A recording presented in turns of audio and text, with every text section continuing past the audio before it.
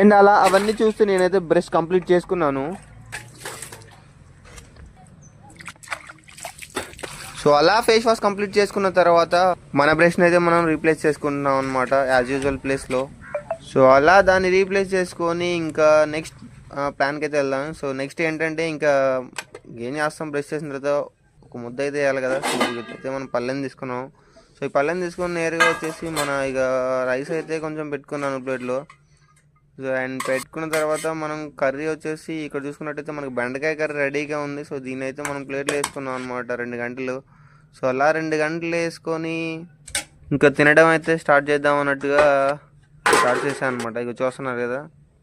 So ఇంకా తెలుసు కదా బెండకాయ కూర బ్రెయిన్ పెరుగుతుంది అనమాట ఫ్రెండ్స్. మ్యాథ్స్ లెక్కలు వచ్చేస్తాయి. చూడండి ఎంత బాగుందనమాట. వా. సో మీరు కూడా బెండకాయ లవర్స్ అయితే